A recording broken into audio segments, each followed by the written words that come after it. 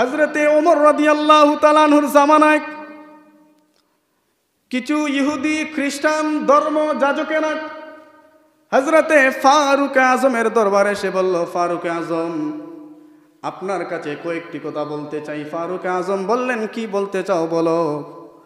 ওই ইহুদি খ্রিস্টান ধর্ম যাজকেরা বলল, আমি আপনাকে 4টা প্রশ্ন করব, এই 4টা প্রশ্নের সঠিক জবাব যদি দিতে পারেন, আমরা ইহুদি যারা এসেছি এই মুহূর্তে ওই প্রশ্নের জবাব পাওয়ার পরে আপনার কাছে কালমা পড়ে মুসলমান হয়ে যাব। আল্লাহু আকবার। ফারুক আজম বললেন, নো প্রবলেম, বলতে পারেন। ওই ইহুদি ধর্ম যাজকেরা প্রথম নাম্বার প্রশ্ন করল, ও ফারুক আজম, আমি আপনার কাছে জানতে চাই, এই পৃথিবীর মধ্যে এমন 2 জন ভাইয়ের জন্ম হয়েছিল একদিনে এক মায়ের গর্ভ থেকে। ওই 2 ভাইয়ের জন্ম হওয়ার পরে তারা 100 বছর পৃথিবীর জমিনে বেঁচে ছিল। 100 বছর বাঁচার পরে ওই 2 ভাই একই সাথে মারা গেছে। মারা যাওয়ার সময় একজনের বয়স একজনের চাইতে 100 বছর বেশি। আল্লাহু আকবার। ওই ইহুদিরা বলছে মারা যাওয়ার সময় একজনের বয়স আরেকজনের চাইতে 100 বছর বেশি। আবার একজন একই দিনে জন্মগ্রহণ করেছে, আবার 2 জন একই দিনে মারা গেছে, কিন্তু বয়সের পার্থক্য 100 বছর। ওই 2 ব্যক্তির নাম কি আর ওই 2 ব্যক্তি কারা? আপনি আপনার কোরআন থেকে, তাওরাত, জাবুর, ইনজিল থেকে আপনি যদি দলিল দিতে পারেন তাহলে আমরা কালমা পড়ব। সুবহানাল্লাহ। 1 নম্বর শেষ। 2 নম্বর প্রশ্ন, ওই ইহুদি ধর্ম যাজকেরা বলল, ফারুক আজম, এই পৃথিবীর মধ্যে এমন একটা জায়গায় সূর্যের কিরণ মাত্র একবার পড়েছিল, ওই আলোটা ওই জায়গায় একবার পড়েছে আর দ্বিতীয়বার পড়ে নাই। ওই জায়গাটার নাম কি আর ওই জায়গাটা কোন জায়গায়? আপনি যদি বলতে পারেন আমরা ইসলাম ধর্ম গ্রহণ করব। আল্লাহু আকবার। 3 নম্বর, ওই ব্যক্তিরা বলল, ফারুক আজম, 3 নম্বর প্রশ্ন, এমন একটা কবর, ওই কবরের ভিতরে একটা লাশ, ওই কবরটাও জীবিত, লাশটাও জীবিত। কিছুদিন কবরটা দৌড়াদৌড়ি করার পরে ওই কবর থেকে লাশটা বের হয়ে গেল। লাশটাও জীবিত ছিল, কবরটাও জীবিত ছিল। আল্লাহু আকবার। 4 নম্বর, ও ফারুক আজম, এমন একটা কারাগার, এমন একটা বন্দিখানা, জেলখানা, ওই জেলখানার মধ্যে একজন বন্দী, ওই বন্দীটা জেলখানার মধ্যে শ্বাস নিঃশ্বাস নিতে পারে না, অথচ দিব্যি ওই জেলখানা সে বেঁচে থাকে। সুবহানাল্লাহ। ও ফারুক আজম, ওই জেলখানাটা কি আর ওই বন্দীটা কে? এই 4টা প্রশ্নের জবাব যদি আপনি দিতে পারেন, আমরা সবাই মিলে সাথে সাথে কালমা পড়ে মুসলমান হয়ে যাব। জোরে জোরে বলেন সুবহানাল্লাহ। ফারুক আজম চিন্তায় পড়ে গেলেন। আবার তারা এই কথাও বলছে, যদি আপনারা সঠিক মতো 4টা প্রশ্নের জবাব না দিতে পারেন, আমরা বাহিরে যাওয়ার পরে সবাইকে বলবো ইসলাম ধর্মের যারা খাদিম, যারা আলিম ইলমওয়ালা, তারা আমাদের কাছে পরাজিত হয়েছে। নাউজুবিল্লাহ, নাউজুবিল্লাহ পড়েন। আমার যুবক ভাইরা, ওই সময়ের ধর্ম ব্যবসায়ী, ওই সময়ের খ্রিস্টান পাদ্রীরা, ওই সময়ের নাস্তিক মুরতাদেরা যেমনি করে ইসলামকে প্রতিপন্ন করার জন্য লেগেছিল, আজকেও বাংলার জমিন তথা বিশ্বের মধ্যে ওই নাস্তিক মুরতাদের চেলা চামুন্ডারা ইসলামের ক্ষতি করার জন্য ইঁদুরের মতো লেগে আছে। ঠিক কিনা বলেন? ওই ধর্ম যাজকেরা ফারুক আজমকে প্রশ্ন করলেন।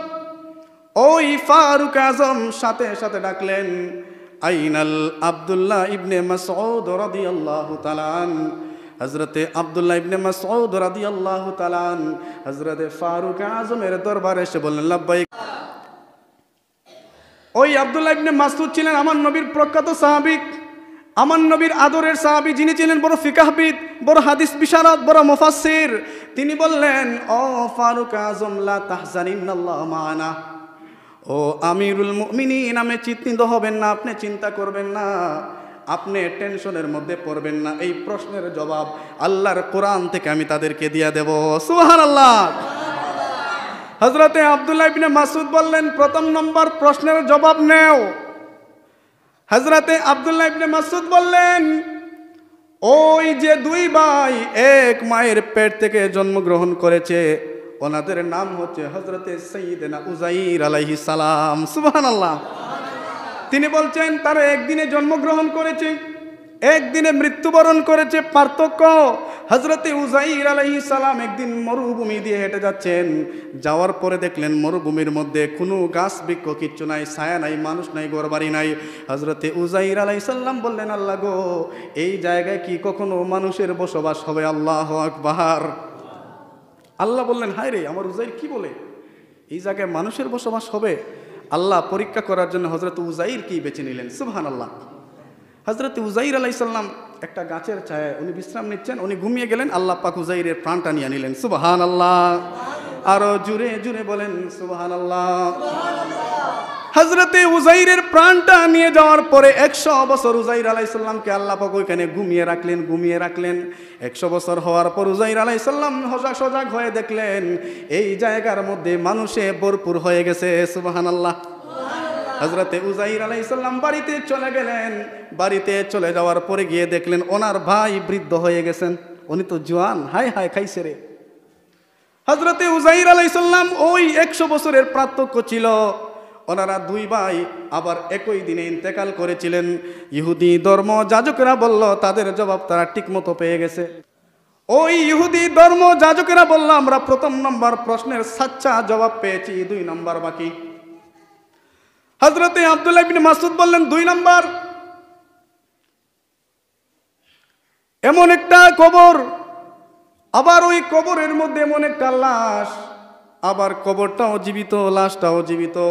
ওইটা আর কেউ নয়, ওই কবরটা হচ্ছে একটা মাছ, যেই মাছ হযরতে ইউনূস আলাইহিস সালামকে খেয়েছিল। সুবহানাল্লাহ। আস্তে কোন, আরো জুড়ে জুড়ে বলেন সুবহানাল্লাহ। তাফসীর ইবনে কাসির বলে ওই মাছটা ছিল একটা বোয়াল মাছ, আর কয়েকটা মাছের নাম এসেছে। ওই মাছটা হচ্ছে কবর, আর ওই মাছের পেটের ভিতরে ছিলেন আমার আপনার পরিচিত একজন নবী, যার নাম হযরতে ইউনূস আলাইহিস সালাম। ওই কবরটা, ওই মাছ, ওই কবর, আর ইউনূস আলাইহিস সালাম কবরের ভিতর ছিলেন, তিনিও জীবিত ছিলেন, ওই কবরটাও জীবিত। সে চতুর্দিকে নদী নালায় ঘোরাফেরা করেছে। সুবহানাল্লাহ। কবরটাও জীবিত, মানুষটাও জীবিত। আল্লাহ পাক হযরতে ইউনূস আলাইহিস সালামের লা ইলাহা ইল্লা আনতা সুবহানাকা ইন্নী কুনতু মিনাজ জালিমিন দোয়া কবুল করেছেন। ওই কবর থেকে ইউনূস আলাইহিস সালাম মুক্তি পেয়েছেন। আর ইউনূস আলাইহিস সালাম আরো অনেক বছর পৃথিবীর জমিনে বেঁচে ছিলেন। সুবহানাল্লাহ। ওই ইহুদিরা বলল 2 নম্বর প্রশ্ন আমরা সঠিক পেয়েছি। 3 নম্বর প্রশ্ন, হযরতে আব্দুল্লাহ ইবনে মাসউদ বলেন 3 নম্বর প্রশ্ন, এমন একটা রাস্তা যে রাস্তার মধ্যে সূর্যের আলো জীবনে একবার পড়েছে আর পড়ে নাই। ওই রাস্তাটা পৃথিবীর অন্য কোথাও না, ওই রাস্তাটা মিশরের নীল নদের রাস্তা। সুবহানাল্লাহ। হযরতে আব্দুল্লাহ ইবনে মাসউদ বলছেন ওটা নীল নদের রাস্তা। ওই রাস্তায় হযরতে মূসা আলাইহিস সালাম ওনার সম্প্রদায় উম্মতদেরকে নিয়ে ফেরাউনের তারাকে ওই রাস্তার মধ্যে, ওই নদীর মধ্যে যখন কলাহিয়া সইয়া লাঠি দিয়ে যখন আঘাত করেছিলেন, ওই নদীর মধ্যে একটা রাস্তা হয়েছিল। ওই রাস্তার মধ্যেই সূর্যের কিরণ মাত্র একবার পড়েছিল। মূসা আলাইহিস সালাম নীল নদ পাড়ি দিয়েছেন। ফেরাউন তার দলবল নিয়ে যখন রাস্তা দেখে ওই রাস্তার মধ্যে নামলো, আমার আল্লাহ সাথে সাথে পানি দিয়ে রাস্তাটাকে আবার ডুবাইয়া দিলেন। সুবহানাল্লাহ। 3 নম্বর প্রশ্নের উত্তর শেষ। তারা বললো এটাও সঠিক, এটা কারেক্ট। 4 নম্বর প্রশ্ন, ও ইহুদি ধর্ম যাজকেরা বলল ও আমিরুল মুমিনিন, 4 নম্বর প্রশ্ন হচ্ছে একজন বন্দী জেলখানার মধ্যে, ওই জেলখানার মধ্যে সে বন্দী আছে, সে শ্বাস নিঃশ্বাস ফালায় না, অথচ বেঁচে থাকে। ওই জেলখানার মধ্যে শ্বাস নিঃশ্বাস ছাড়া সে মায়ের দুধ পান করে। সুবহানাল্লাহ পড়েন। হযরতে আব্দুল্লাহ ইবনে মাসউদ বলেন ওই জেলখানা হচ্ছে মায়ের পেট। সুবহানাল্লাহ পড়েন। তাফসীরের মধ্যে এসেছে ওই জেলখানাটা হচ্ছে মায়ের পেট, আর ওই পেটের মধ্যে মাসুম বাচ্চা আল্লাহর কুদরতে শ্বাস নিঃশ্বাস ফলায়। ঠিক কিনা বলেন? হযরতে আব্দুল্লাহ ইবনে মাসউদ বলছেন ওই পেট হচ্ছে জেলখানা, আর জেলখানার ভিতরে যে শ্বাস নিঃশ্বাস ছাড়াই বেঁচে থাকে সে আর অন্য কেউ নয়, সে মাসুম বাচ্চা। আল্লাহর কুদরতে সে ওই কানের মধ্যে খাবার খায়, নিঃশ্বাস ফালায়, এটাই হচ্ছে আল্লাহর কুদরত। সুবহানাল্লাহ। হযরতে ফারুক আযম আমিরুল মুমিনিন সাথে সাথে বাকবাকুম হয়ে খুশিতে হযরতে আব্দুল্লাহ ইবনে মাসউদকে জড়িয়ে ধরলে বললেন, ভাই রে, ইসলামের মধ্যে এই রকমের ফিকাহবিদ মুহাদ্দিস মুফাসসির পৃথিবীর জমিনে আসবে আর নাস্তিক মুরতাদ বামপন্থীদেরকে এইভাবে ছোট্টাঘাত করবে, ঠিক কিনা বলেন? ওই ইহুদি খ্রিস্টান নাসারা বিধর্মীদের ছামচা ছেলাপোকারা আজও পৃথিবীর জমিনে বিচরণ করছে। আমাদের ইসলামকে প্রতিপন্ন করার জন্যে বিভিন্নভাবে অপকৌশল করছে, কি করে মুসলমানদেরকে ইসলাম থেকে দূরে নিয়ে যাওয়া যায়।